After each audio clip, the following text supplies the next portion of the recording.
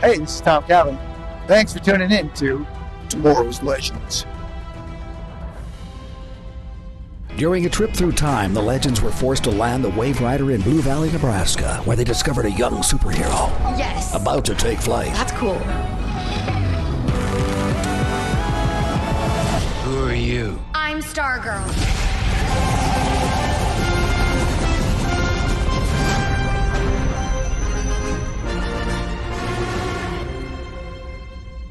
Well, hello, Shadow Crew. Welcome to the dark side of the underworld, or what I'm trying to say is the Shadowlands, where once here, you will never get out. I am the Black Flash. And I am the hopeful for the next generation of the JSA, X-Force 11. And now, here are your hosts, the Scarlet Speedster himself, the Flash, the Maid of Mischief, Harley Quinn, and the Blue Beacon of Hope, X-Force 11. Hello, Legends.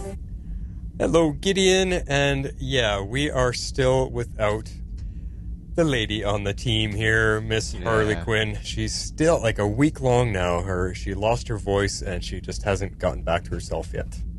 Yeah, so giving her a week off to recuperate in the Waverider's med bay. Hopefully Gideon can get her up to speed by next week. Yeah. So Performing some serious throat surgery or something on her. Yeah. rebuilding those vocal cords. Yep. Cool. Well, we have a little bit of news this week. We interrupt this podcast for a special report. And it's actually fun news. Yeah. Some award news. So the Saturn Awards were this week, and Superman and Lois won a Saturn Award for Best Science Fiction Television, and Breck, our Stargirl, won Best Performer by a Younger Actor in a Network Cable Series. So that's good stuff. Yeah. Good now, stuff. how are the Saturns decided? Is it? It's not fan voting, and it's not like the Oscars Academy. Who votes on the Saturns? You know, I am not sure. That's not something I've dug into, but it was neat looking at all the winners, and there were some Star Wars winners too. So There was. Yeah, I'll bring that up on Mandalore for sure. Yeah. That's cool, though. I mean, I'm glad Superman Lois is getting some recognition. It's about time. Like, I don't know if the Saturn... Maybe, you know what? I think the Saturn Awards, you said it, it's science fiction television, so I think they do have their own selection, their own judges that select. Mm-hmm. It's not voted on by anybody, but it's just everything based in sci-fi. So I think it's cool that the Superman gets some recognition there, and maybe some other award shows might start taking a look. Yeah, definitely. I hope so. And then, if you haven't noticed, Henry Cavill finally came out and announced, yes, I am back as Superman. Yeah, I loved it. I like his video that he put out, and I saw a really good tweet today that it was a picture of Cavill in his suit and Tyler in his, and it says, I can love both because they are both doing great things as Superman. And so I really appreciate that there's fans out there that can... It doesn't have to be one or the other. It's like, there's only going to be one Superman. They're both in different realms and doing different things with the character. And so I'm happy to see what he's going to do with the character. So, yeah. Yeah, well, and apparently, it's Man of Steel 2 that they're working on, so how they're going to follow that up and stuff, we're not sure. Who knows where the story goes. Where's the timeline? Does that take place after all the Justice League stuff? Yeah, that's a good question. I think that's the way they're gearing it, is it's going to be after the Justice League stuff, so... Yeah, but how much connection is it going to have? Because with the release of Black Adam... and the way Dwayne Johnson is talking about it, this is kind of almost a bit of a reboot, a bit of a fresh kick in the butt for DC, because they just hired James Gunn and some other guy, and it's no longer called the DCEU, it's now the DC Studios. They're changing everything. Yeah, and the thing about it is the DCEU was not something that Warner Brothers came up themselves. Yeah. It was something that was coined by the media, and they just kind of ran with it. and adopted that. So yeah, I'm hopeful. I'm hopeful that they can put a good spin on the Vision and look out for things. And I think it's good that the workload is kind of split up, so it's not all on one person, but they can kind of take a look into things. So I'm hopeful. Yeah, and collaborate with each other, so that should be good. And James Gunn has done some decent work, so I mean, he's the guy that put together Peacemaker, and if you haven't watched Peacemaker yet, for a character that's pretty obscure, he put together an excellent series on that story, and it really makes you turns the character Peacemaker around, and that's all on James Gunn. He wrote, he directed, and he put that entire thing together. He directed every single episode, and it was amazing storytelling. So if he's in charge, I have high hopes. Yeah. I'm just wondering, because with Henry Cavill being back and Black Adam, and he just made his appearance, and all that kind of stuff, if it is somewhat of a restart or a reboot, I just wonder where the story's going to take off, because this is Man of Steel 2, so could they ignore what happened in the Justice League and go back and just kind of continue Superman's personal story? Because the last thing we saw of him there is he broke the neck of Zor-El, right? So, which was something we've never seen before. Superman killing somebody? What? That's, Yeah. So it'll be interesting to see how much they rewrite, or maybe they don't. Maybe this is just like a soft reboot. Yeah. And it could be like the Arrowverse, where they just ignore the crossovers. Yeah. That's true. For the most part. So, it's like, okay. Yeah. Now, So the other we'll thing, see. the one point I thought that was also funny is they changed the name to DC Studios. So, like, once again, DC is still trying to copy Marvel because it's Marvel Studios. So maybe they're finally like, you know what? Let's just do what they're doing because it's successful, and I hope that's the case. yeah, I hope so too. So yeah, cool. And the other little piece is that Stargirl's viewership this week was 509,000. It's basically 500,000, and so it was our season high so far. So fans were tuning into this episode. So well, that's good. Yep. Whether it was part one that got them excited, or maybe things are slowing down everywhere else that they can actually catch up to Stargirl now. Yeah, who knows? We really have no idea. Yeah. So. Yeah. Yep. Cool. Good stuff. Well, let's get into our impressions and ratings. Gathered together from the cosmic reaches of the universe. All right, you kick us off. We're gonna go high, and then we might be going low. Okay, so I gave this one 8.5 Shadowfield guilt trips. Wow, I knew we were going to get into the Shadowlands, but I had no clue we would get so much insight into Pat.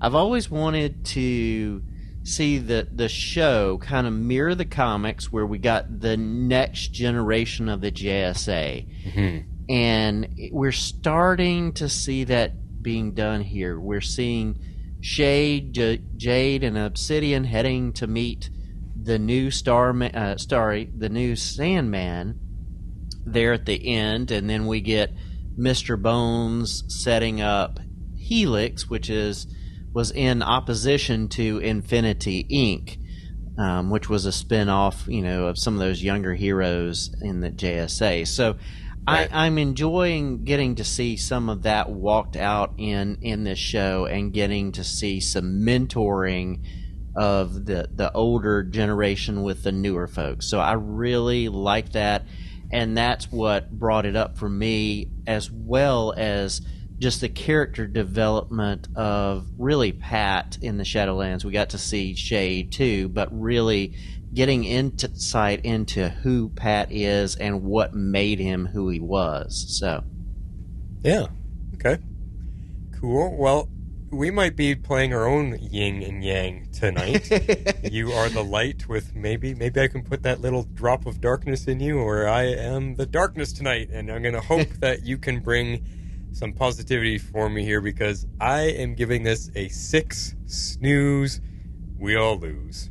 And I mean, like, I was bored. After last week's best of season episode giving us great fresh story ideas, new areas, and new people to follow, and all the build-up that was supposed to be something amazing this week, this was another letdown of epic disappointment proportions for me. I found this was the most boring episode yet, with barely anything to keep me invested. I'm really getting tired of their false titling that gets your hopes up, only to be let down week after week, as yet again, the two-part title of Infinity Inc. has nothing to do with what's happening in the episode, and is only barely mentioned as the dying seconds play out, with Mr. Bones saying, maybe we should start our own team. There was no Infinity Inc. in either of these episodes. No team, nobody knew, and that just is... I'm getting really mad at their titling, because every single episode, the title has not come into play until the last 10 seconds of each episode. So, I feel like we're completely getting ripped off because this misleading title that we were going to see a new team form or a new team be introduced never happened. So, one good episode so far, and the rest of the season, I don't know. To me, I think season 3 is the worst out of the 3 seasons. But now that I got this venting out of the way, and this is where I'm going to hopefully we can start bringing in some positivity. This one wasn't that bad, like Legends of Tomorrow Western episode bad. It was just dull. It was just dull. I was just bored. I was actually having trouble paying attention. That kind of dull. The acting was good. The characters didn't anger me or anything. There was just nothing of interest. And I'm sorry, but I just have to say that I honestly really didn't care for Pat's bad dad story. It just didn't play well for me. I was way more emotionally drawn to Shade losing his sister and the guilt he feels over that, if he feels anything at all. That scene had 10 times the emotion wrapped in its history for the Shade character, and it makes me want to know more about that. I want to see more of that story and what turned him and why he's so cold now, because we didn't get enough. And then, once again, with the Shade character, he's the greatest one on our show right now. The writers just whisk him away and our 2 new interesting characters, Jade and Obsidian, for probably, who knows, another 4 or 5 episodes? I have no idea, but for no reason other than to get rid of the most interesting characters on the show. Like, why did they have to whisk them away at the end? So I'm just feeling bummed out about this one and the choices the writers keep making. I just think they've lost their season 1 touch of really great storytelling and great character development and keeping us excited week after week. And so this one, I was just so disheartened by the end of it, unfortunately. So okay. I hope for better things. I hope this is just a blip and the next few weeks are going to be better. Yeah, I honestly question, I know they're adding new characters and kind of introducing JSA, 2.0 or whatever, but I really wish they would have gone to Blue Valley with them. I agree about that. I think, it's adding, they went off to find this other character that's a JSA character, but I really wish they had gone back to Blue Valley to kind of help there. And, my bet is they'll be back for the season finale, but that's kind of how it goes. But yeah, I agree. I would have liked to seen them go back to Blue Valley as a team rather than, just, okay, we're taking these characters that we've been waiting for all season off. So, yeah. I hear you on that. Yeah, you're 2-part, and that's it. Yeah. All right, well, let's get into talking about the show. Meanwhile, at the Hall of Justice. So, I really broke this episode up into 2 parts. We've got a minor part about the suspects there at the end, but the first section we're going to talk about the Shade, Stripesy, and the Shadowlands, and talk about that aspect of the story. So Todd's outlashing, along with the Shade, we find out, threw them into the Shadowlands. Yeah. But it seems that Green Lantern ring corruption is throwing the rules of the Shadowlands off. And so, it's preventing things from happening that normally happen. And so this is kind of why the Shade is thrown off when he first gets there. Yeah, and that's the point that I want to try to dive into a little bit here. How do we explain that? The Shadowlands are supposed to be all gray, dark, evil, bringing out the bad in you, all that kind of stuff. So having some light, like some Green Lantern light of hope, get in there, is that what's messing it up? It's like almost like poisonous to the Shadowlands, because the Shadowlands is supposed to be dark and foreboding, and all of a sudden this little bit of light gets in there, and it's like, whoa, it's poison. Poison is the best thing I can think of to describe what the green light would be doing. Like, how would you describe that? I would describe it as like oil and water. They don't mix, and then the balance is thrown off. Or maybe like introducing an ecosystem, like where is it in the Amazon and some of those places where you've got the salt water of the sea meets the fresh water coming from the rivers, and there's that ecosystem it's thrown off because it's not one or the other. So there's this barrier that's pushing back and forth against each other. Right. And not necessarily one is right and one is necessarily wrong, or just it's just different. And this boundary has never been there, but because of the two being mixed, there's this thing going on that throws the rules of everything off. Okay, sure, yeah. There's a couple ways you could look at it. Just I was hoping for a little bit more explanation. Like I would have hoped that Shade would have told us in telling Pat what's going on. It would also explain to us what is happening, because he doesn't really give us a verbal explanation as to what's going on. He's just being affected by it. Yeah. And I think I don't think he's honestly spent a ton of time there in the Shadowlands because of the corruption going on. It's hard enough for him traveling around the normal universe to get back and forth. And so I don't think he spent a ton of time there, so he may not realize what all is going on. So he can't get them out. He uses the movie theater as kind of a portal between worlds, like we saw last season, but he can't do it because the theater's locked, and he tries to do it outside, and the Green Lantern fire is keeping them trapped there. So, and I did like that he goes back to the movie theater, because I actually forgot about the movie theater until it made me remember, that's how he got Courtney out last season. But I didn't realize that was the only doorway out. Like, so every time he's in the Shadowlands, does he have to go to the movie theater to go back? That's what I'm wondering. I'm not sure, because like it's interesting. Last season we saw stuff in Blue Valley in the Shadowlands, but we also saw stuff at the JSA headquarters.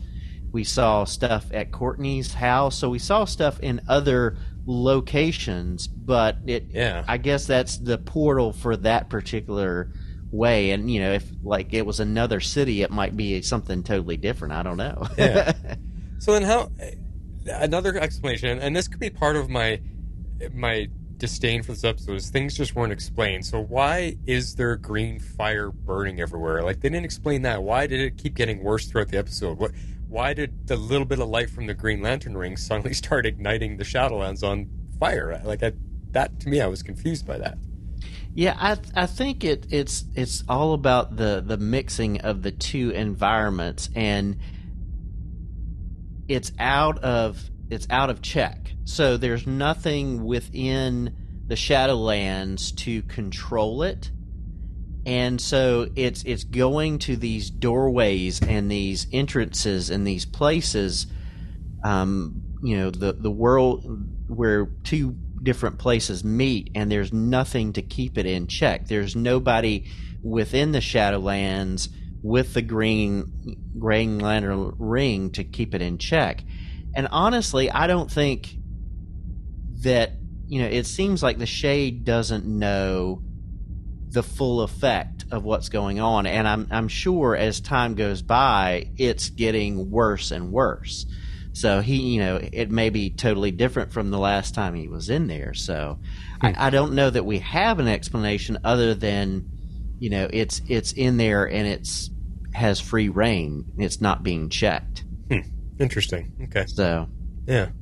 So think about, it's you've got fire, and all of a sudden you put it in an oxygen-rich environment, and it's just going to spread because it's got, and it's got good fuel too. So yeah, dry wood everywhere.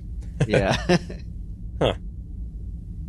So, getting into the sections that you liked is the Shade had to face his past first by not forgiving the gambler, and initially, and then not being there when his sister died.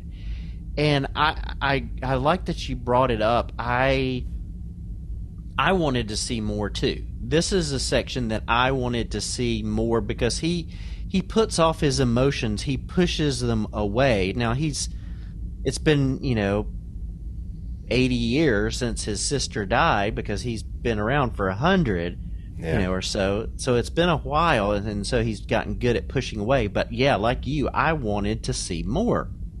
Yeah. Now, truthfully, for me, not forgiving the gambler, I really didn't care. Who cares about that at this point? To me, it's moot. It wasn't a scene that I think was even needed or even had any heartbeat to it. Because, do we care about the gambler anymore? They've dragged that on so much that it wasn't a wow moment for me at all. I just couldn't care. But his sister calling out to him, begging him not to leave. Now, that was powerful. The actress playing his sister felt so or sounded so upset, so hurt, so begging, don't leave me alone, don't leave me like dad. And we're going to hear this a little bit later.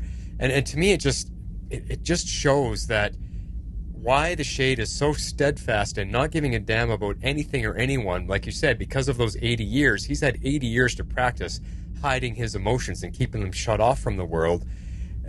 That the guilt of losing his sister, I mean, it ate him up inside, and maybe it ate up his emotion. Maybe he got eaten up about it so badly that he just has no feeling left after all this time. And just to see that working, because you saw when he realized he couldn't get out of the room, and Pat's pushing him, go deal with it, and he goes to walk towards her, and she's, you could see on the actor's face that just but if I.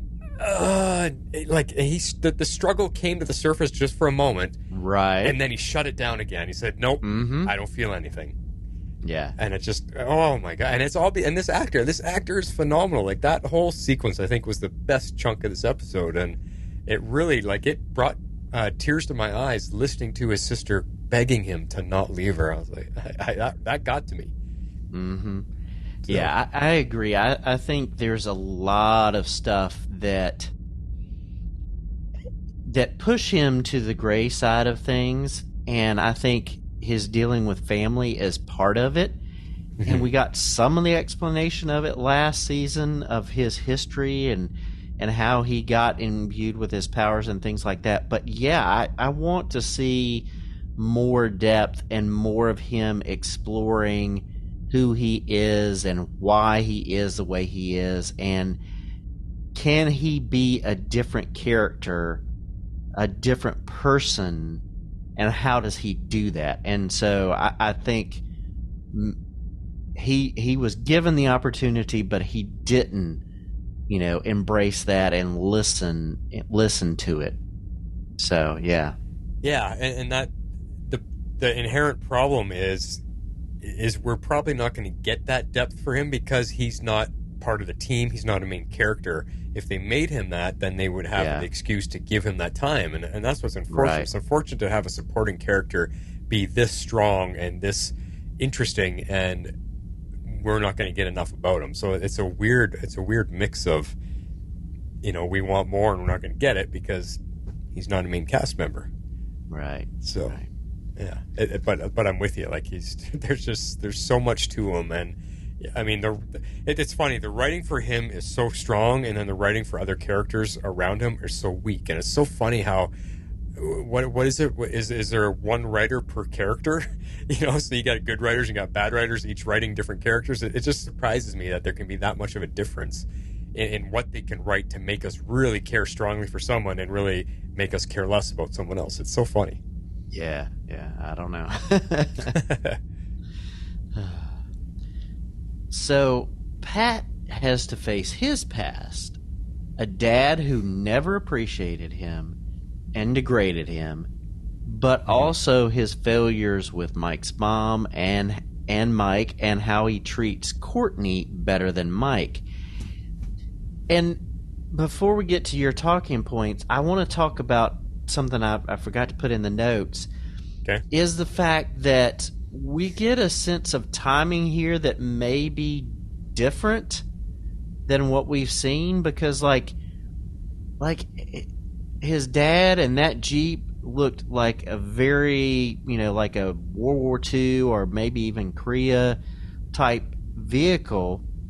And then Pat talks about later with Nurse Love about her being his teacher in 5th grade in the 80s, but yet we know that he's been around a whole lot longer. So I don't know. It just, I can see with the Jeep and all that kind of stuff of him being raised like around World War II and that era, and how that works. I just don't know. But yeah, it was just hard watching his dad tear him down, but also the fact that Pat has gotten over that. He still loves his dad, and he sees his dad's failures, but he's not like, that is not like hindering him in being who he wants to be. Like he's not like reliving that every day. Now, the other failures when it comes to Mike and Mike's mom, I can see that having an effect, but I didn't see like his dad aspect of it being as strong on him and coming at him as strong as the revelations about Mike did. And so I like the fact that he can learn those lessons and get over being the sidekick and doing those type of things. And his dad talks about him never being everything he worked on didn't work, and now he's built everything. He's gotten past that, but it's really his failures with Mike that gets to him. And so I really appreciate that while he's not perfect, that he's made some progress. Yeah, I originally only had one positive point to add to this, but you gave me another one. I do agree with you that seeing this backstory for Pat, like I said in my opening monologue, I didn't get the emotional connection to it that I should have.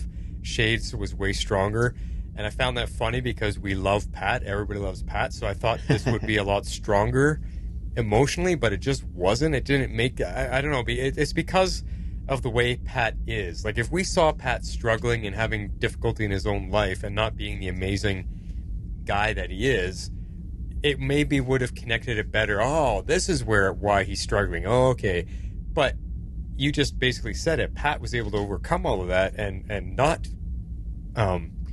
have the way his dad treated him, tear him down. So he's been able to get past that and be a good person still and become the Pat that we know and love.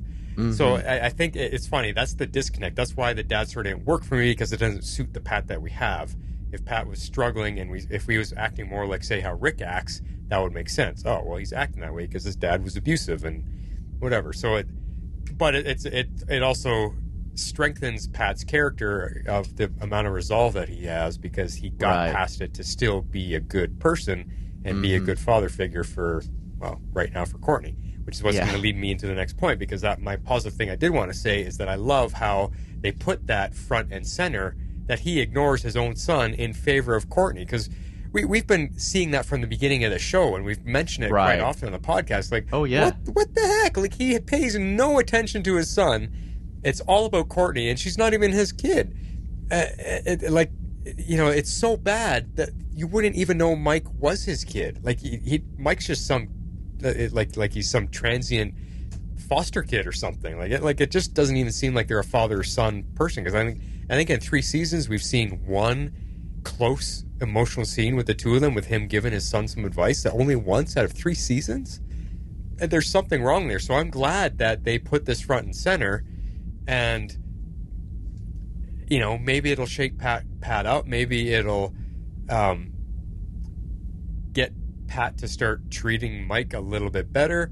I think I wrote this later in the notes. I think there's another point here. The only thing that I'm worried about is that if that happens, if this changes Pat, then it might mean we're going to get more Mike scenes. And I know most of us don't really want that either. So,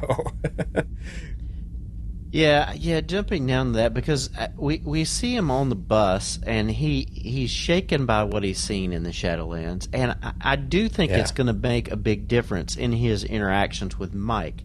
Right.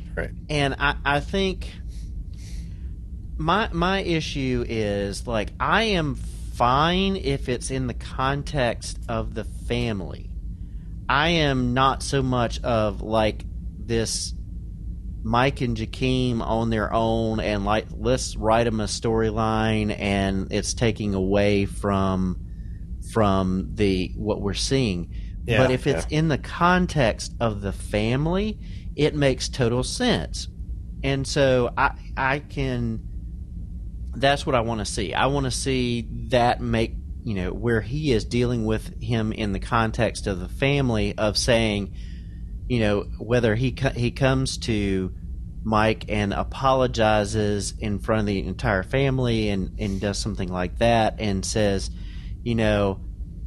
I was paying attention to Courtney because I felt she needed it more at the time, but I was missing that you needed it too.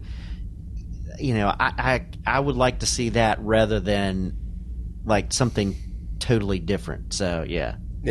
Well, and that's what I was saying. I can agree with you on all of that, because I think this maybe opened Pat's eyes to the fact that he's treating Mike in a similar way to how he was raised. Maybe not with the abuse, but he's ignoring him and not being there for him. And that's what's driving Mike to try and prove himself. He's not saying, I'm doing this for my dad. Like, he's not verbally expressing it, but that is what's going on underneath. He's trying to prove himself so that his dad and his family acknowledges him and puts, pats him on the back. Hey, way to go, Mike. That's what Mike needs. And like I said, I just don't want there to be so much emphasis on Mike and having to fix this relationship. I'll agree with you as well. Like, just incorporate it into the family and make Mike a little more part of the group. Yeah. And then we'll get less Mike and Jakeem scenes where they're separate from everything, and we're wasting good, valuable minutes on their scenes when we could be getting better stuff from the rest of the team. Right. Yeah. And honestly, I think it's the fact that Mike's personality is so different than Pat's that it's hard. We talked about this over on Superman and Lois with the two boys of one, of Jordan being more like, Clark and Jonathan being more like Lois. In that same way, we've got that dynamic where Mike is more like Barbara, even though that's not his mom, but that's his personality, and so she can get in there, and it's like dealing as a parent, dealing with somebody whose personality and being isn't like you. How do you come at it? And so, like I said, as long as it's in the context of the family and it's not like totally sidelining everything else, I think they can do a good job with it. Yeah, I think so, for sure. But talking about Pat, I really appreciate both in the Shadowlands where he talks to the Shade about, his dad is like, no, my dad said that stuff. And then once we get out of the Shadowlands, Pat is talking with the Shade about mentoring Todd, about like, listen, he's got the same power set as you. You're being good is not just about not doing bad, it's about making those positive steps. And so how he talks with the Shade about being a mentor to Todd and seeing how that affects the Shade and how the Shade agrees to take kind of both of the twins under his wing, and they're going to get Sandy Hawkins, who is Wesley Dodd, the Sandman's uncle. Well, Wesley Dodd is his uncle, but I really appreciate that Pat is able to like even though he's shaken by what he's seen in the Shadowlands, and so is the Shade, but he can talk to him and say, listen, this is a step you need to take in being better yourself, is mentoring this guy who desperately needs your help. Yeah, I don't know. Is it because the Shade was just shaken by seeing his sister that he was able to... Because I just found he folded into Pat a little too easily. Like, I thought the Shade was a little more resilient than that, so I was kind of like, why is he... It's not like Pat has given him a really strong argument there, but he's still kind of bent to what Pat was requesting of him. Mm-hmm. And maybe it was just because it bugged me. Like, to me, that was just such a lame excuse to get rid of the Shade and Obsidian and Jade for a while. Like, I think they're going to be gone for a couple episodes. Probably, like you said, to the finale. They're going to come back for the big finale and wrap everything up in one episode. And that bugs me. This was just a lame way to get rid of them. But what I wanted to ask you is, as I don't know anything about the Sandman, I know there's a Sandman show that's on right now, and I don't know if this show is if Stargirl's gonna bring that Sandman in, or if we're gonna go a whole different version. But can you give us a bit of backstory about Sandman and who Wesley Dodd and who Sandy Hawkins is? Because I don't know. This is not my comic book knowledge. Maybe you can just give us a bit. So it's Sandman is different than the one on Netflix. It basically it ties in somewhat, but he's a golden age hero, and the version that we see that in the Netflix series is like the overall, big powerful person, and the Sandman in the comics is more of a, he's a golden age hero. He's got a gas mask. He's got a weapon that he can use. He basically uses a gun that has sleeping gas to sedate criminals. So he was more that way, but then they build in, the ability of the dreams and the ability to see things in dreams. And so it's kind of that way. So he's still one of those golden age heroes that he was using different devices and different things like that, but he also had the ability to dreams and use dreams and find people, those prophetic dreams. And he was an inventor as well, a fighter and a detective. So he had some of those golden age characteristics, but the prophetic dreams that help him solve crimes and things like that. So it's totally different than the Sandman, the Morpheus character. It's kind of tied in a little bit, but it's basically different than what you see on the Netflix series. So. So again, with these TV shows, they might alter them a little bit. I mean, look at what they've done to Jade already. So definitely. They might change things up a little bit. Yeah. Okay, so the next question I have is, what I don't understand is how Shade can mentor Todd, because I didn't realize, are their powers that similar that he can teach them? Because why would you have two characters of two different names have the exact same power? To me, that seems uncreative and pretty lazy in your character design, but I just want to know more, like, are they that similar that Shade can just say, hey, yeah, this is how you do that, that's how you control this? What's the story there? Yeah, so Obsidian, they both draw on the Shadowlands. We see in the comics that he is, like, they talked about, Mr. Bones talked about him possibly taking over the world, and in the comics, the JSA had to fight Obsidian, who was kind of like under the power of somebody else, because he was taking over the world and attacking with shadows. So he basically can merge with his shadow, giving him enhanced physical strength and vitality. He can fly. He can be intangible. He can grow shadow constructs, so like beings made out of shadows that kind of do his will. He can envelop his enemies, showing them their dark side. and so he can like enlarge himself to cover areas in pure darkness. Yeah. So he is a very powerful enemy, whereas the Shade is not that powerful. Like he can move using shadows, and he can do some of those things, but he is not nearly to the level that Obsidian is. And so they've got similarities, but they've got differences as well.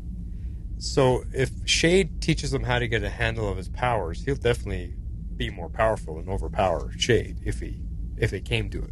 Yeah, and that's the danger. Is like one of the storylines that I read in the JSA is the JSA was having to fight against Obsidian, and the villain that was controlling him, basically, and they had to pull in expertise from other people, including the Shade, to kind of get through to him. So cool. There you go. There's some backstory. All right. So next up, we're going to cover everything that happens at Helix. So we've got Jade and Obsidian and Courtney at Helix. And we pick up right at the end, where we ended last week.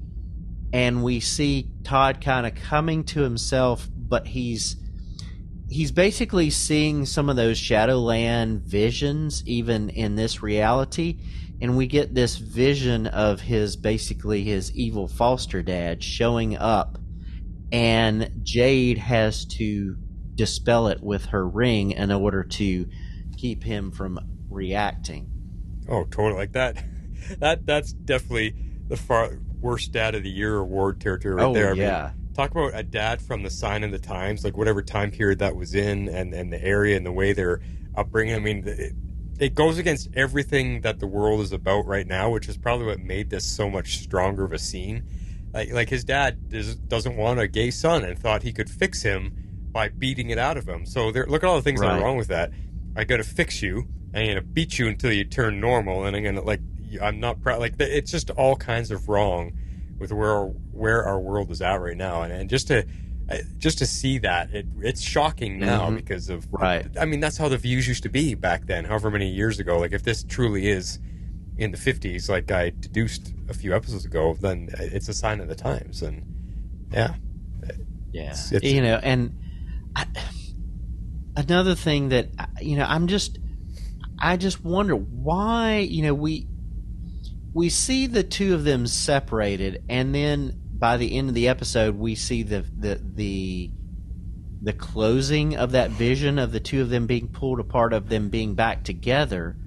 But we never see why they were split in the end. Like, we don't know why were these two. Like, I understand, I've got some understanding with friends who foster kids and adopt and things like that, that sometimes you can't adopt, both, and you try to keep families together, but it really seems like something was intentional of keeping them apart, but we never got the answer to that. And not that Jade had the best time at the place she was at, but Todd did not, and that's why he obviously ran away from wherever he was.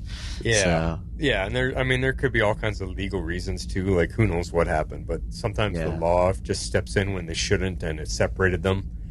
And those people were just child services that was pulling them apart. Like, you really don't know, but that stuff does happen, and it's unfortunate. It really is. So we get a reaction, and basically everybody's knocked out, and when they come around, both Jade and Courtney are locked away. Jade's locked in a cell that diffuses her powers, much like some of the other cells that we see there at Helix. And then Courtney is locked in Mr. Bones' office. So I'm going to rant for a second here, and maybe I missed something, but they never explained how that room works against her power. How does it diffuse her power? Mr. Bones just said, we designed this room for your protection and for ours. well, thanks for nothing. That doesn't explain anything, you know. And for me, I hate when shows just give us something like that without any explanation. That's part of my frustration with this episode. Is they're just like, here's this room, your powers don't work in it, all right, and that's it. And I want to know what could possibly stop her light power like that. Is there something that absorbs it? Is there something that counteracts it? How does that all work? We got nothing, and that's part of my frustration with this episode. It was just absolutely no explanation. Yeah, I you know, obviously something sprayed on the walls, but like it would have been nice to know, like, you know, a throwaway line. I mean, we get the line where they know about her powers, but like, we prepared for your powers by, having this place built, or this was built for somebody else and it's going to work on your powers because, just to give us a little bit more. I agree. I think I would have really liked to see this as a 3-part so that we got some more depth out of that. And I agree. I mean, I wanted those scenes left me wanting, okay, give us more so that we have an understanding. So I totally agree with you on that one. So. Yeah. I mean, I can use my imagination to a point. Like I think of all, the prison in Arrow that kept all the bad guys in, or the prison in Flash. Every room was specifically designed for the villain. They were putting them in there to counter their power so they couldn't use it. That's my imagination went there. But like you said, give us a bit more. A throwaway line, which wouldn't even be a throwaway line. Courtney could have said, well, why is she trapped? And Mr. Bones could, well, she's in this room because blah, blah, blah, and it works again. He could just explain it to her. Yeah. There we go. We got our answer. Yeah. But no. No, nothing. You were right. We did see Jade go up to the wall and she kind of scratches at it with her fingernail, and it looked like there was some charred charcoal or something sprayed on the wall. But again, I'm having to guess what that is. Yeah. We don't know. So, yeah. All right. So we've talked about comic lore in this episode, and I'm going to bring some more. And this is not an area that I am extremely knowledgeable in. I sat down and did some research because I knew about Mr. Bones, but I didn't know about his history before he was the director of the DEO in the comics that I had read. So this takes it back. So Helix in the comics were the enemies of Infinity Inc. And it's quite a bit different spin than what we're seeing in the show. So they've spun it differently. So instead of Nurse Love, Dr. Love experimented on pregnant women and basically created this group of Helix, so they each had powers. So he is actually going in and manipulating, where in this universe, Nurse Love is rescued Mr. Bones, and then years down the road, he's forming this Helix Institute with her to help others. So it's quite different take on things than the comics. So in the comics and here, Mr. Bones has transparent skin, cyanide sweat, enhanced stigma and stamina. So very true to the comics. So same type of stuff. Enhanced strength? Yep. Yeah. Okay. So when we are passing through Helix in this episode, we see name tags on the door. And these line up pretty much to the characters of Helix. So we had Tao Jones, who has force fields, deflection, and hand-to-hand combat training. And in her cell, we had a dog called Critter. Yeah. Kritter per closed captioning. So in the comics, Critter looks like a dog, but has superhuman strength, genius-level intellect, and the ability to do computer hacking. So a little different. But they're not a dog? But they're no, not they a just dog? look like one. So, yeah. So, again, see, these were all humans adapted, so anyway. The next one was Penny Dreadful, and her powers were energy absorption and electroblast. And if you noticed in her room, all of the things around her were mirrors. So anything that she would put out would be reflected back at her. So, So the next one was a little bit difficult because, like, the name tag was Charchard. Yeah, like, what is a Charchard? So, like, I am looking at Helix, and I'm like, okay, let me see what kind of matches up. So the comic book name, and I see why they didn't use it, is Baby Boom.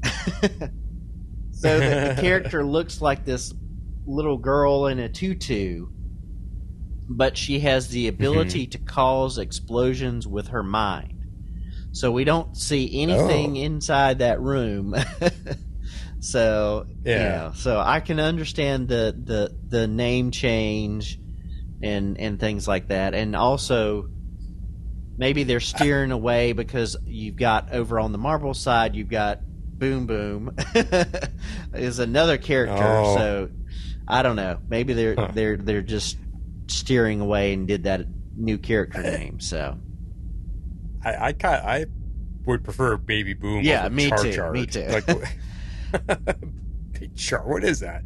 Baby Boom sounds kind of fun. So one that we did not see, and probably for reasons, is Eric Windwalker, who has aerokinesis, so the ability to control the air. So kind of like, and the character is a Native American character. Very stereotypical when you look at the comic book drawing. So I kind of understand why they didn't go with that. And then also, we've had in our Arrowverse, we've had arrow people who can control the air with the Tarazi siblings. So and in Black Adam you have Cyclone already. So we didn't see that one, but those are the characters in Helix and the ones who kind of went up against Infinity Inc. So okay, well, that's out of all of that, the only name I've ever heard was Penny Dreadful. That name is a familiar name to me, but this is where my DC knowledge ends. I mean, I grew up reading Marvel. I'm a Marvel guy.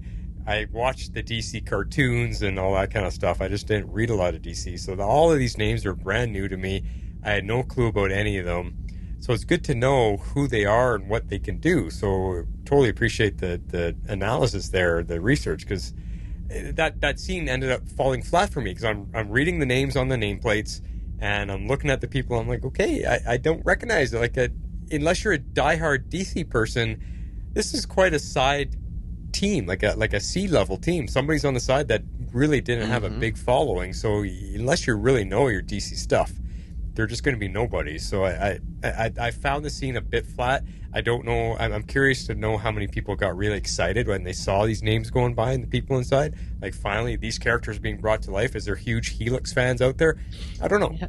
But what I can hope for is that we do get a big expose of all of them using their abilities in some massive team versus team battle, which will probably be the season finale. But even still, if we can see a super team versus super team, then I look forward to. I would like to see that. I don't know if we will this season. It's interesting.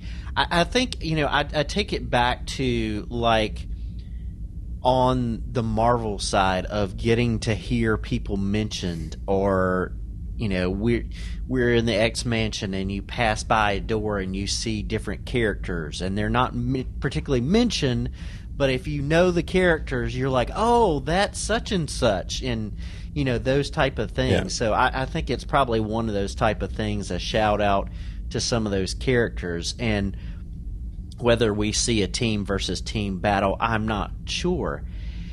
And, we still haven't heard official news about a pickup. And there's still the campaign of Renew Stargirl. But yet I am seeing like stuff. I asked Breck because she had a post on Instagram and it was something like back to work or something like that, and then some of the other stuff where I'm seeing characters together in videos, and I'm like, are they back and they just can't tell us they're filming yet on season 4 yet or not? I don't know, but I'm still holding out hope for a season 4, but we'll see. So maybe we'll get to see some Infinity or some Helix versus JSA in season 4. So yeah, well, I don't know. Yeah, is this just a teaser to what's coming, or are they going to wrap it up at the end of the season? Because we still have a few episodes to go, so Stargirl does like to speed things up at the end, so we'll see. So this is my favorite scene. We'll talk, and it's not all of the scene because it's really 2 scenes put together, but Courtney does talk to Mr. Bone about her experiences in the Shadowlands and how she was able to get out and how Jennie can help Todd. And so I did like that, and that's my favorite scene. But there was, basically 2 scenes put together. But I did like her talking about her experiences in the Shadowlands. Yeah, now, I'm going to say this now so I don't ruin your favorite scene. This is where I differ from you a little bit, is that it's not that the scene itself, that the structure of the scene and the 2 characters talking, that was all well done and everything. But I'm going to step outside of that scene and talk about the writing here, because that's what's starting to bug me on Stargirl, is all the adults, with all their experience and life and knowledge, can't seem to figure anything out over all of their years. But along comes Courtney, skipping along, and within minutes she has it figured out. And all the adults are like, oh, wow, I didn't see that. Like, how did I miss that? And it's starting to bug me because she's done it 3 seasons in a row now where they're making her this amazing can fix anything character. They're just putting so much into little Courtney, and everyone's like, wow, Courtney's so amazing. Courtney's so amazing. Yeah, Courtney this, Courtney that. It's like they're pushing too hard to make her this grand leader of the JSA. And what it's doing is it's reminding me of Captain Janeway on Star Trek Voyager, who is my least favorite captain because they did that to her. And this was political correctness before it became a social thing. Like, we need to have a female captain. Let's put a female captain. Great, have a female captain. But all of a sudden now, Janeway can do everything. She didn't need a crew on her ship. She's like, what? You can't target the thing? Move out of the way. I'll fire the lasers. What? You don't know how to fly the ship through the asteroid? Move out of the way. I'll fly the ship. Oh, you can't fight? Let me fight. I'll get in there. And she'll punch somebody out that the big friggin', Klingons or whoever can't hit, their own security guards can't handle, but here comes Janeway and she can fight and take the team. And it drove me nuts. Voyager did that week after week after week. Janeway could do everything and her crew was useless, and it drove me crazy. And I can see that this is what they're starting to do with Stargirl. Is they're starting to put so much into her that she can fix everything, where everyone else is just like, like all my experience has come to nothing because here's this 14-year-old girl that knows better than me, and it is starting to bug me.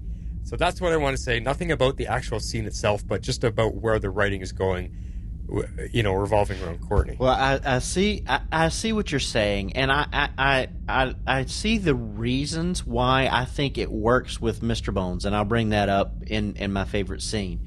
But I also see why we differ a little too, because I did like Janeway. Like she is like Anson Mount's Pike is probably number 1 for me as captains right now, but Janeway is under there. So, but so we can see why we're disagreeing because, but I can see like it's that we've got to make the lead person the hero and convenient writing. So I see what you're saying, and I can see that, and I can see the reason here, but I agree with you. Too often of the time, there's something about being that person that brings the hope and the positivity, but I agree with you. I don't think that they're writing it the best way where she's inspiring hope in people who have lost that hope or have been jaded, it's like she's bringing things to light that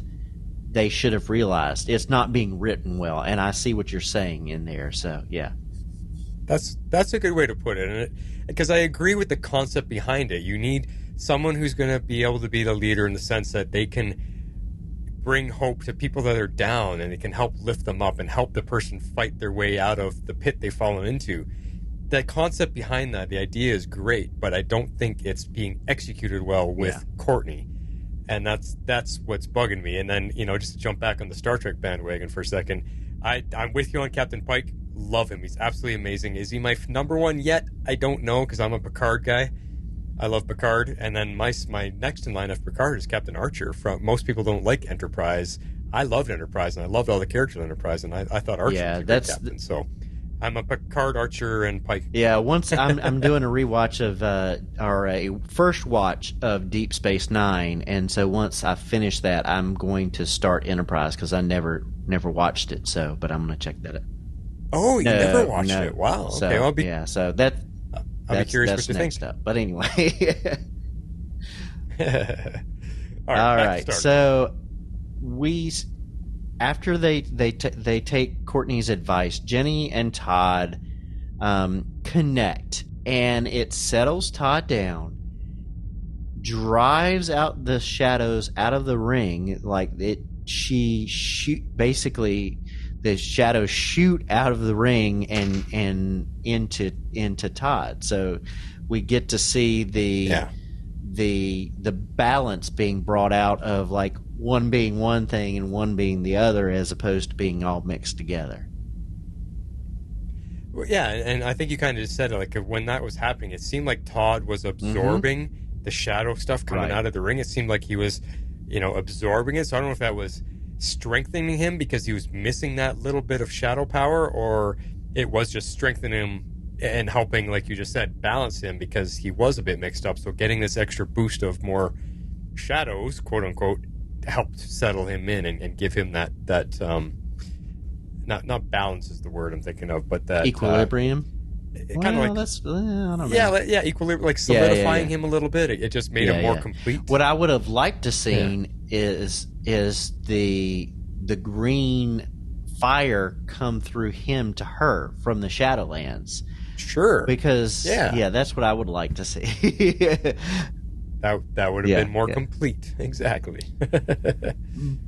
The interesting thing is Todd's powers are, he is powerful, and Nurse Love and even the Shade, like we talked about, admit that he is very powerful. But like you said last week, Todd and Jennie are like yin and yang. They balance each other out, and I like that, getting to see that this week. And I have my moniker. It's the yin yang one. Yeah, there you twins. go. Yeah, they do. Obviously, I think we saw that coming for sure. That they need to be together to keep each other on an even keen. Like. So we get some information dropped here, and I'm like, do I want to believe this or not? Because Nurse Love says that they have researched the JSA and everybody that they look into, but they didn't plant the cameras in Blue Valley.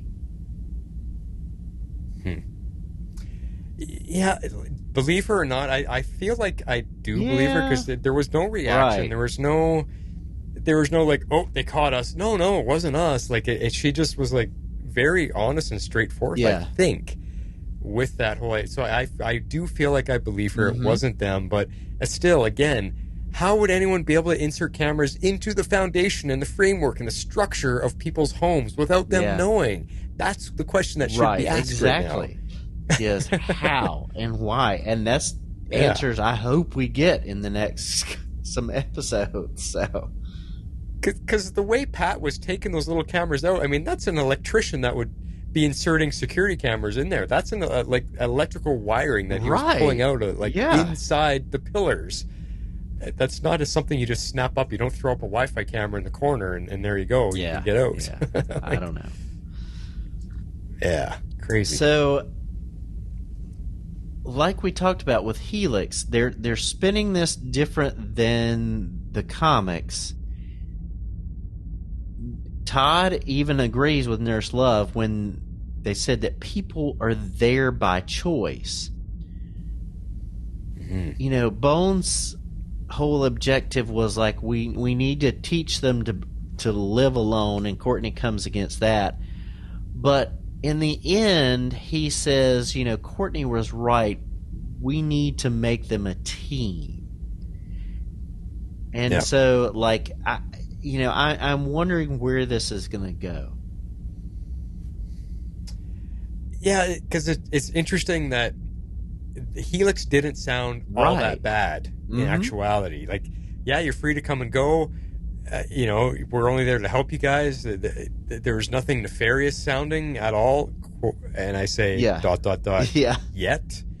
But the fact that Todd backed them up and said, yeah, you know, he's basically like, yeah, they've been good to me. They've been helping me. Sure, it looked like torture, but I've never felt in trouble here. And like he backed them up. And that, so is this a different angle that they are writing Helix about?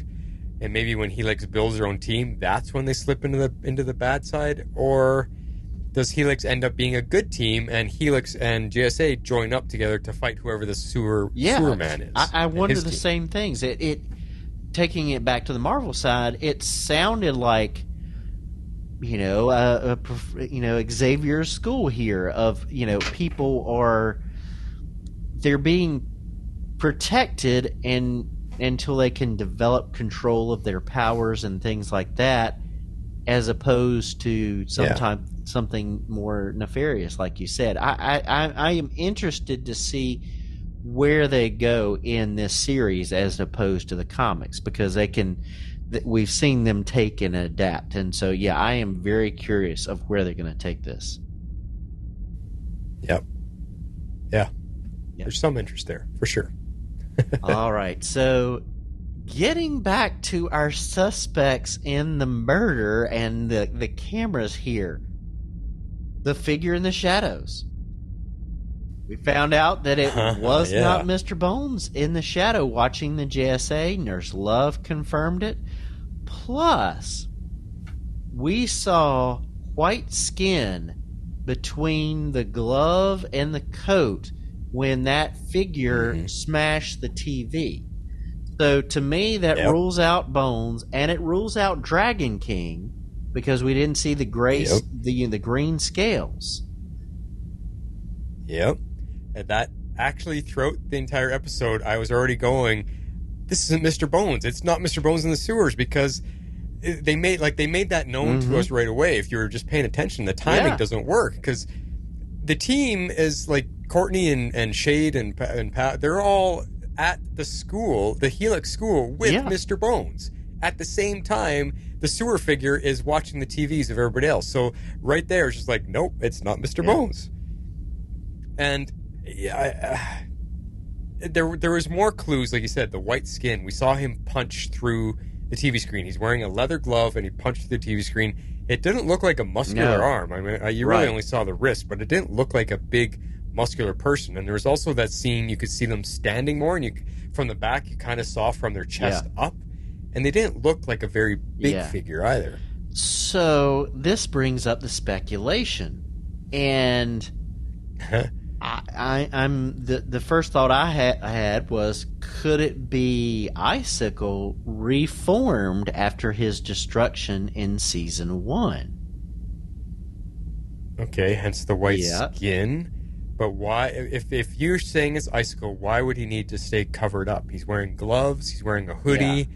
I don't know. That's just a guess that I threw out there, so that they could throw us off and make us think it's Mr. Bones. But what would be the practical reason, is what you're saying. And I don't know. I don't know.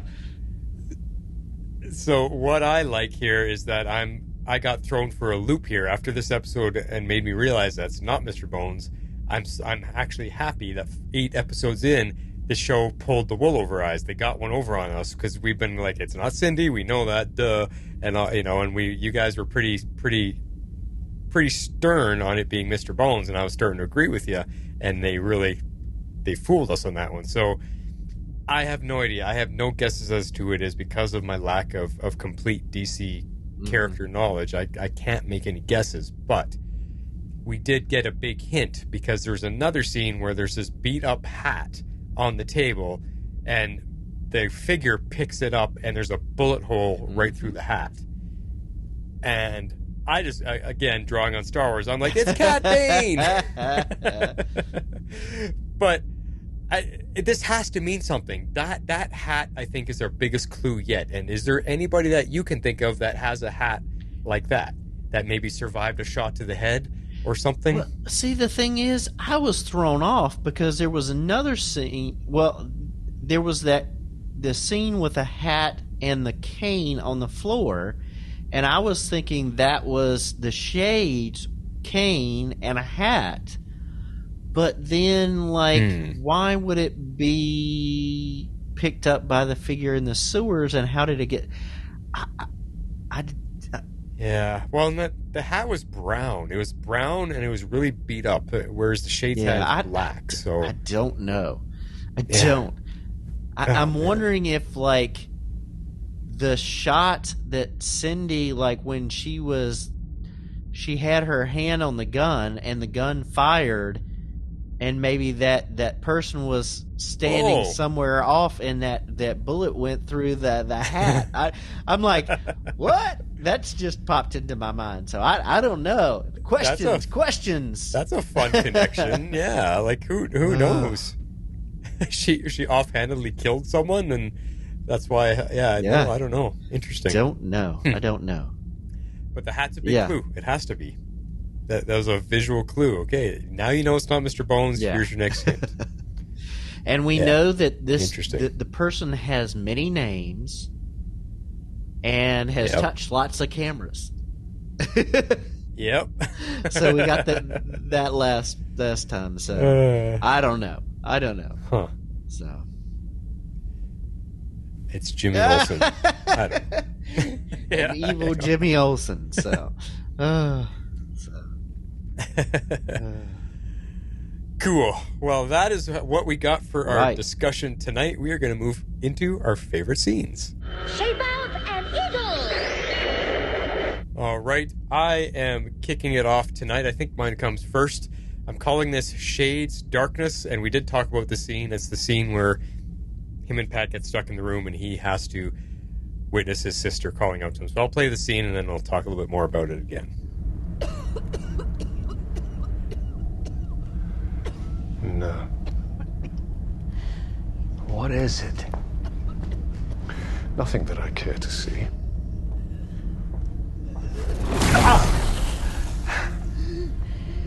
Dickie, is that you?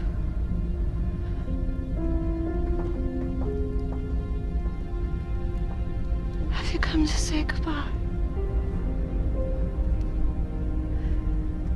Don't let me die alone. Not like Father.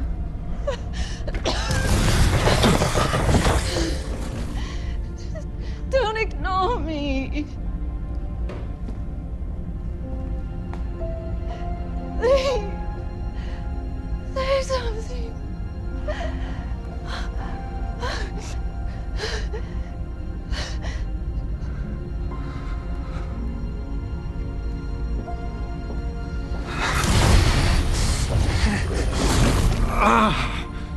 Shade, I know it's difficult to lose people that you love. Yes, spare me your bleeding heart sentiments, please. Courtney survived the Shadowlands because of me. She got out because of you. She survived because of her. She had to face her own darkness in order to get past it. You're telling me about the darkness? I'm just saying, maybe the key here is to face things. You don't run away.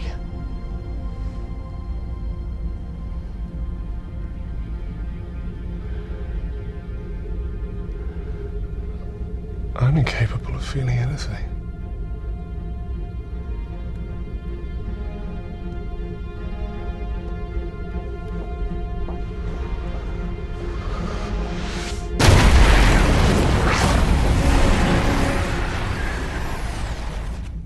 does his best Cobra Kai karate kick.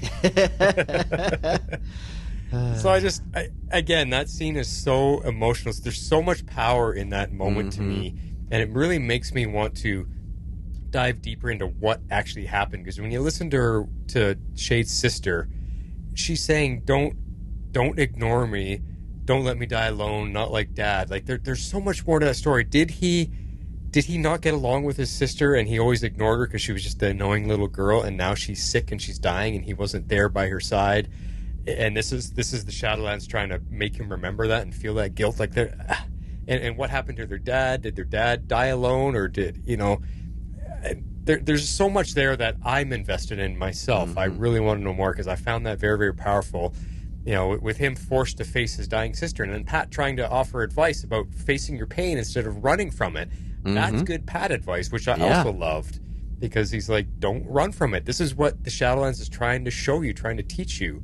And then we get the confirmation, because I remember we used to talk about what was that voice that Shade used to hear all the time, and this is absolute, without a doubt, confirmation. It's his sister's voice that he used to hear.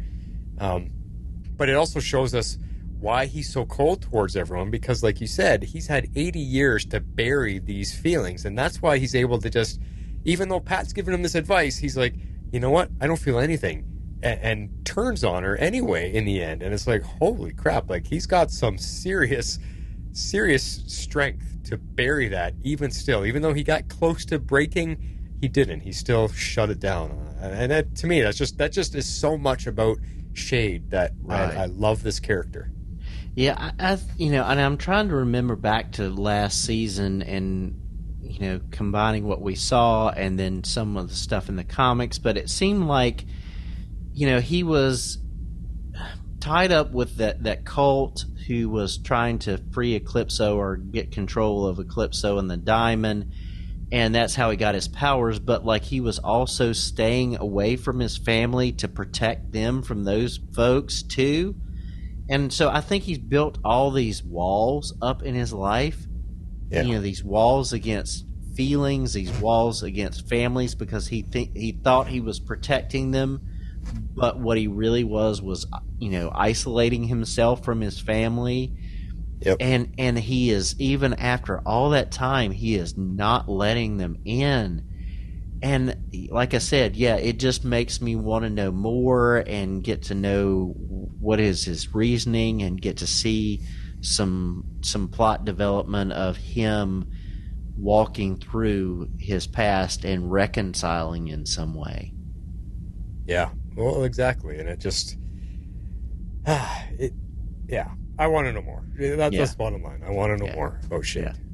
And I mean, the fact that he can shut it down like that, I think his length of time in the Shadowlands has taught him that all of it is fake anyway. This is what the Shadowlands does, and that's why Pat wasn't able to get through to him. He's like, no, I get this. I've been here. I know what it does.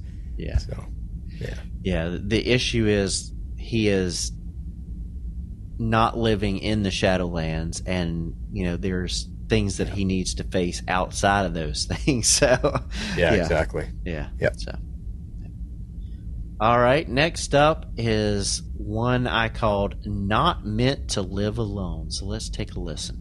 Jenny's still too close to Todd. We need to take her far from here.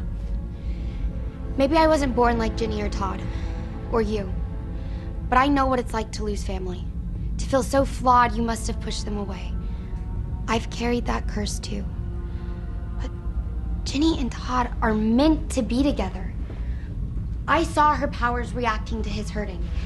She's the light he needs, not those lamps. My power, Jennie's, it all reacts to how we feel. That's why I think Todd's connection with Jennie is the only thing that can save him. It also might be the one thing that brings Pat home.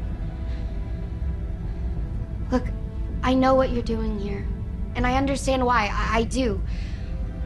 But life isn't about living in isolation. It can't be. Because if we're alone, what's the point of anything?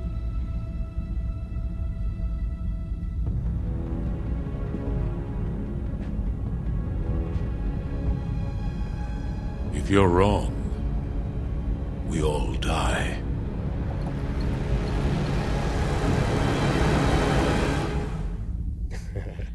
His voice is just so cool. Oh, yeah. Yeah. So good. I love the fact that Courtney had to teach Mr. Bones about the value of family and connections, because his very nature prevented him from learning that. He literally killed his mom.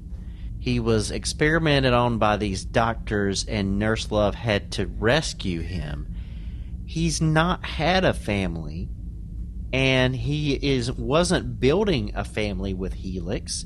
He was just helping people with their powers and isolating them, but he wasn't building a family. Like, taking it back to the X-Men with Xavier trying to build a family of people with powers. And so I like the fact that she's drawing on experience. She's had her mom and Pat to model family and found family to her. Is it perfect? No. But she is helping her friends who have all had worse home life than she does. And now she is helping these people, and her hope is in this family. And that's, I think, what finally breaks through to Mr. Bones of the connection between the two of them, between Todd and Jennie, is not something that needs to be separated, but something that needs to be brought together. And like we talked about earlier, is the writing perfect? Is it done the best way that it could be? Is her bringing about that hope the best way it could be written? No, but it's something I enjoyed in this episode. Yeah, I can agree with you on a lot of that stuff. Just put aside what I said about Courtney, the character, as an outlier to what this scene was, and I like that Mr. Bones, just had to think about what she was saying in the way that you explained it. He doesn't know what this is. He doesn't know anything about family or being close to anybody, and that makes sense for his character. So, yeah, I agree with you there for sure. Yeah, cool. Good scenes. Well, we're going to move into feedback, but before we do, we're going to remind you about our Patreon support. If you'd like to support our podcast, you can do so at our Patreon page at www.patreon.com/tomorrowslegends.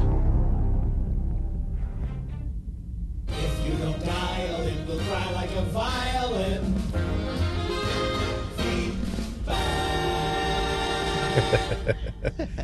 All right, feedback time. We're going to kick it off with an email from Comic Geek Kev.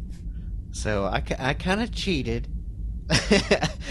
I took Comic Geek Kev because his rating was similar to mine, and I gave you Perry White. So, that's why I kind of cheated and took it. But no worries. Kev says, "Good evening, legends. Looks like the Shade picked the right person for the job he needed." I am pretty sure I said I didn't think the creepy camera guy wasn't Bones. Seems like I said I didn't think the creepy guy was Bones. Okay.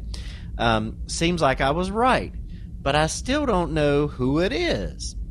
I guess it still could be Dragon King, but I feel like they'd let us know by now. I think it's either someone new to the show, ... or Yolanda's mom. Yeah. That would be a real twist. Yeah. This Bones seems a bit more in the vein of the comics director Bones. Kind of creepy, but not bad guy, really. Of course, he was built up to be a big bad, but a misdirection is a staple of these shows. Indeed. Yep. I love that Courtney stood up to Bones, even without the staff. She stepped back a bit, but come on, who wouldn't? But she didn't show fear. I thought that was a pretty well done scene. So you'll like my favorite scene there, Kev. Yeah. I'd be running the other way, man. Skeletal figure. See ya.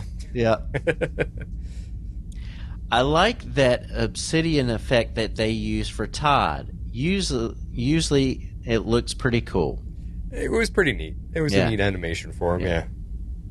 So Bones wants to form their own team. I assume that would be actually the actual Infinity Inc., which makes me wonder, who else is at the Helix facility? And will we ever get to meet them? Yep. Don't know who else is there. We just saw some of them. Probably not all of them. Yeah. But didn't you say Helix fought Infinity Inc.? So the people... This isn't Infinity Inc. we're seeing. Infinity Inc. is Jade and Obsidian and Sandman and those people, right? Yeah, but they could spin it totally different in this series. Okay. That they don't form Helix because their backgrounds are totally different than the comics. So maybe they form Infinity Inc. And that's why these episodes were titled that way. I don't know. Huh. I don't know. But continuing on, I'd love to know if this was the direction the showrunners wanted for the Shade when they brought him in. Did they plan on reforming him? Hope we see him and the kids again soon. We agree with you there. Time to wrap up the murder mystery. Yeah. I give this one 8.5 out of 10 super sibling reunions. Until next time, Comic Geek Kev. Yeah. All right. Good stuff. You had your buddy in the corner. Now we're going to get to my buddy in the corner. This is Perry White, and he actually sent in an email. He said, "Hey, Cosmic Crew, Perry White here with feedback for Infinity Inc. Part 2. I didn't have time to record my thoughts, but I didn't want to miss my deadline and get stuck on classifieds and obituaries again." Yes, I'm glad you're still rolling with that joke. I must say I was disappointed with Part 2. I feel like they wasted an opportunity to delve more into the dark and chaotic nature of Obsidian's powers, and instead allowed Stargirl to echo the same issues I had with Supergirl and with The Flash. Courtney essentially speechified her way out of a problem. Thank you, Carrie. Thank you. Basically, she distilled Jennie and Todd's issue down to, well, if you just love and care about each other, this deadly, disastrous problem will work itself out with the power of love. It just didn't work for me. See, his sentiments are exactly what I was trying to say, only I went on a rant about it, and he just eloquently puts it in a paragraph. That's why he's the writer. Yeah. And what's worse, it looks like the two best and most important things that could have happened as a result of the events of this episode, Shade training Jennie and Todd, and Mr. Bones creating his own team of special-powered folks, may very well happen off-screen. And I'm sorry, but if those things happen off-screen, it just might be unforgivable. And even though we're still left with the mystery of who is spying on everyone and who killed the gambler, quite frankly, I don't even know if I care about that anymore. Again, you're ringing my sentiments bell big time here. If I have to give this episode a rating, I can only give it 6 trips to the Shadowlands out of 10. And you are right. He is right with me on the 6. On the bright side, I'm wholly excited about next week's episode because, based on the promo, we get to see the Grancicles, or at least Grandma-cicle, in action, and I can't wait. Anyway, this has been a very grumpy Perry White making his deadline. I'm out. I love Grancicle. That's hilarious. Yeah, I love that phrase. All right. This time we're snuggling up in the P-pod, Gary. That was perfect. Perfectly said. Let's finish this off with a voicemail from Dad L. Maybe he's neutral. Maybe he's in the middle. Yeah. Let's see. Hello, Cosmic Crew. It's Dad L back. I don't have much to say about this week's episode, so I'll just give you a few quick thoughts. Mr. Bones, I really don't think he's the big bad of the season anymore. At least it doesn't seem that way to me. I think I've had assumed that he was this whole time, but last week I suspected that he wasn't the guy watching the monitors from the camera feeds, and this week it doesn't seem to be all that nefarious, so I don't think he's the big bad. I think he's just more of a precursor of what's to come, maybe the Infinity Inc. coming down the line. So who was watching those monitors and working that puzzle of Mr. Bones? Well, I'm still puzzled on that one. But I will say the translucent skin effect is really good. I think there's a lot of budget going into that. Maybe that's why we're not getting a lot of action and other things. The translucent skin and the darkness effects and the Green Lantern effects are probably eating up a lot of the budget. I did really enjoy Pat and Shade in the Shadowlands. There was some good character backstory given here.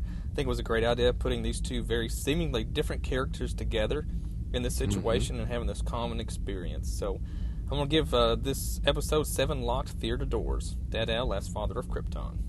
Kind of in the middle there. Yep, very successfully right in the middle. Smack dab. That was perfect. Good way to wrap it up, Dado. Yeah, thanks, Dado. Good stuff. All right, well, if you want to be part of our show and get in some feedback about Stargirl, and we really hope you do, just listen to this and we'll get you on the next show. If you would like to be a part of the show, you can send in your feedback to Tomorrow's Legends Podcast at gmail.com. You can also reach us on Twitter at Tomorrow's Legends. We'd love you to join our Facebook page at facebook.com/groups/Tomorrow's Legends and become part of the community.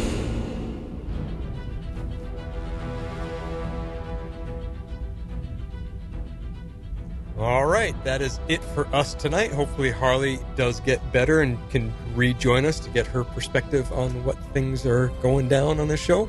Mm-hmm. Next week is Chapter 9 called The Monsters, and what I want to ask is, who could that be referring to? Could that be the Grancicles? Could that be the Helix's new team? I don't know. Those are my two guesses. Yeah, I don't know. Just looking at the promo, we do get to see the Grancicles in action, and a teaser about Court talking to Cameron about the history. So I don't know, but I'm interested to see if maybe it's the monsters who killed the gambler. I don't know. Oh yeah, there's another group, exactly. Yeah, the monsters in the sewer. You're right. Yeah, 3 options. Yeah, I wonder how the grannies are gonna do ice fighting powers. Like, it's cool. But Dad L, I wanted to mention too. He had a good point there. Like, there's no superpowers. Yeah, Jade shot a bolt of green light out of her ring, but there hasn't been any superpower action at all in the last couple episodes. So yeah, no big fight scenes. No, nothing really. So, and that could be adding to a bit of the boredom that's happening. I don't know. It's but we had a good talk about it. I feel okay. It wasn't awful. I was just bored. Coming up next, we also got The Mandalore. Episode 8 of Andor is out now, and what an awesome turn of events happened over there. And then also Tales of the Jedi, the 6-part animated short series about 3 episodes about Ahsoka and 3 episodes about Count Dooku. Yeah, fantastic. I'm looking forward to those. Yeah. Oh man, so good, beautiful, filling in the gaps history, and just felt so good to be back to those characters again, back to the Clone Wars characters. I missed that so much. Cool. So me and Vizsla will be covering that all in one episode. If you guys listen to our Mandalore podcast, we just don't know when, maybe in a week or so. We'll let everybody know on the Facebook page about that. But that is all I got for you guys for now. Everybody have a good weekend, and we'll talk to you soon. This is The Flash signing off. This is X-Force 11. So say we all.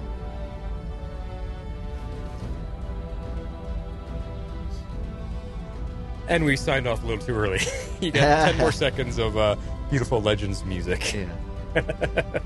Sometimes I can nail it and get it right to the end where I know you guys will finish it off. Sometimes, I ran out of things to say. It's because Harley's not here. It's her fault.